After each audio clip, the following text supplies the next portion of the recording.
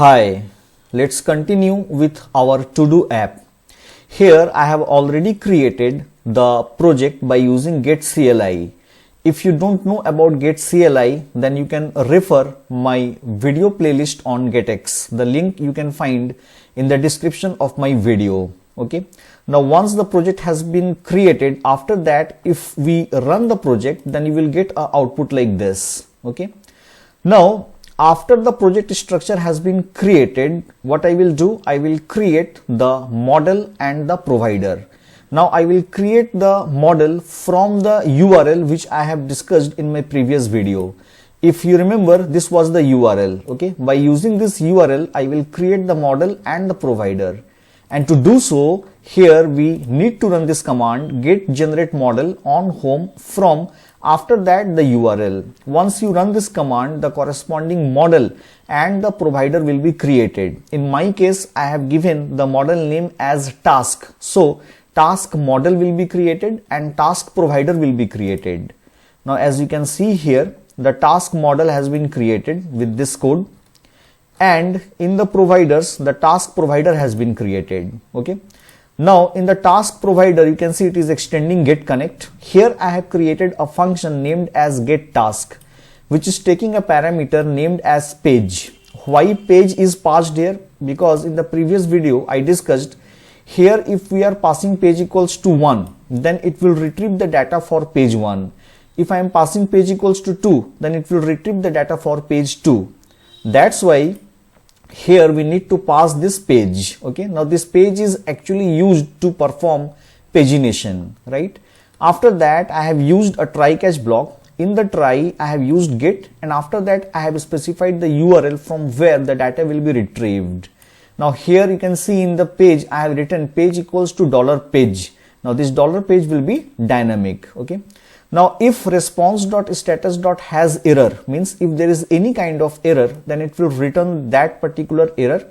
But if there is no error, then it will return response.body data.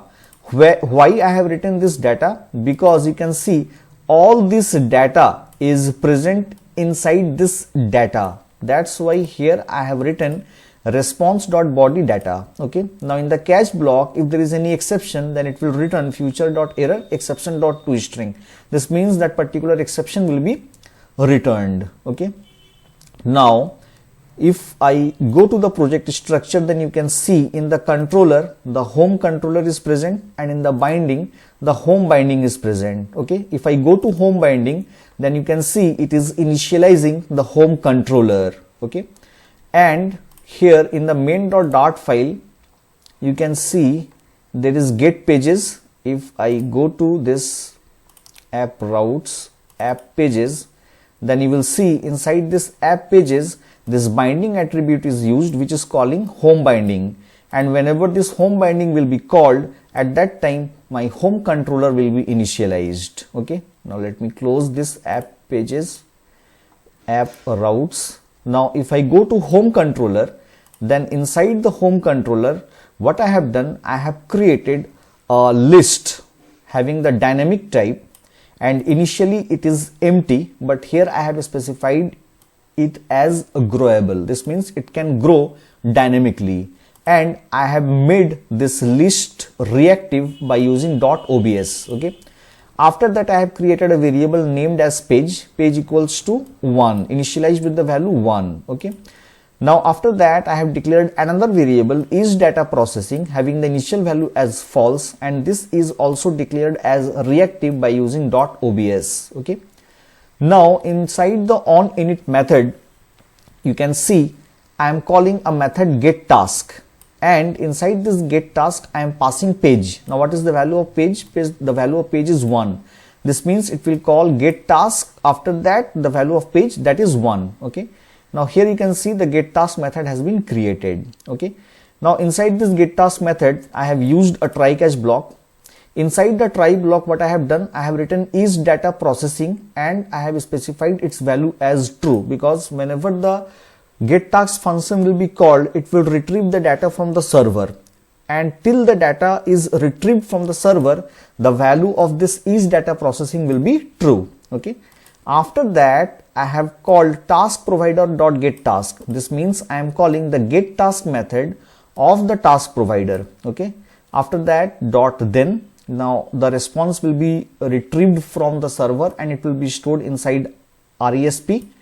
And once the data has been retrieved, then each data processing will be false. And all the data which has been retrieved from the server, that I have added to the LST task which I have created here. Okay. So all the data retrieved from the server will be added to LST task. Okay.